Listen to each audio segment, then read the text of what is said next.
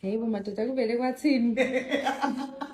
Nimele neza kuthini njengamhlanje nengigqoke ijakhethi.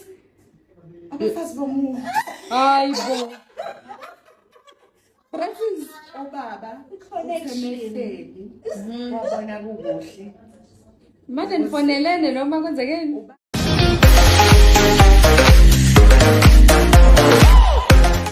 Kwakusemnandi-ke guys la, kwakusemnandi-ke phakathi kaMakhumalo noMacele.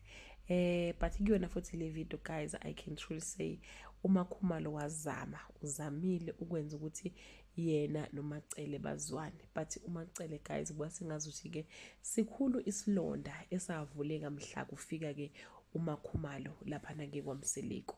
Hello everyone, welcome back to Sally Life Chain. Thank you so guys for tuning in. I'm back again with the Mzansi Reality TV show, and namhlanje guys sikhuluma ngothando nesithembu. Ayi kuyasha eMzumbe guys, kuyasha eMzumbe, kuyasha eMzumbe. Namhlanje ke sithole igaxa zeindaba ezishiye si very confused. So guys, uMacele guys ukwatile lokho akwata ngesikhathi se-retreat. uMakhumalo veza ukuthi kunento ayisho kuyena ukuthi ke he awuzali ekubeni walethola kwathi wona uzozala, mina ngibona kusengihlulekile.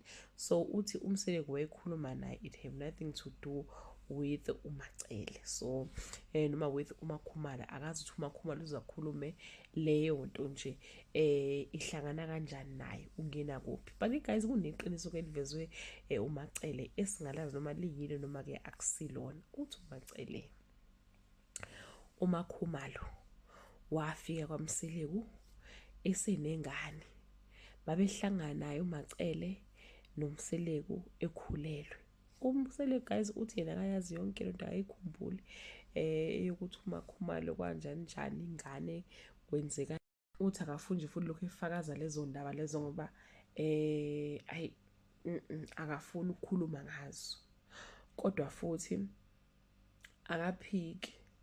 Uthi-ke indaba yokuthi uMakhumalo unengane nopartner wakhe yake yavela emndenini wakhe kwaMseleko, nabantu bamtshela ukuthi uMakhumalo unayo ingane. So umbuzo kade bembuza wona-ke labe production babuza ukuthi-ke nithi unengane iphi, abafuni ukuphendula ukuthi ingane-ke iphi. Asazi guys maybe lesi sinobe sesizwile ukuthi ingane kaMakhumalo iphi bo, njengoba phela kuthiwa-ke unengane.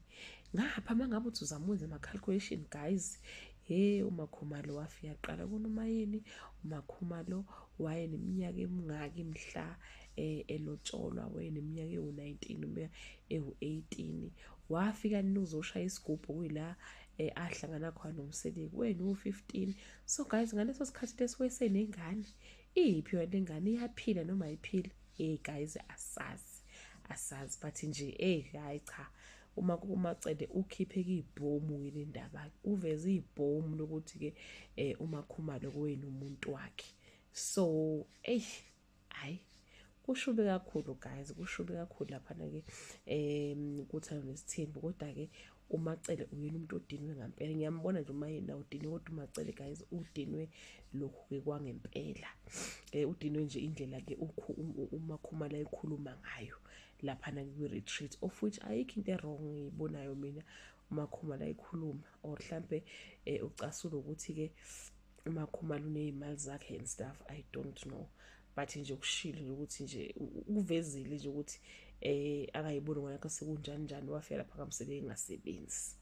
Asazi guys uMseleko ugcina ephendule ethini, but ubuye ngazi ukuthi nje kuze kuthiwe inyoni inqunya umlomo, hayi noma inkukhu inqunya umlomo, noma angazi inyoni inqunywa emaphiko, I don't know. But nje he seems so lost lapho-ke uManto lokhu eqhubeke njalo ekhuluma-ke sho ukuthi yena uyazi ukuthi uMseleko wazama IVF for the longest time.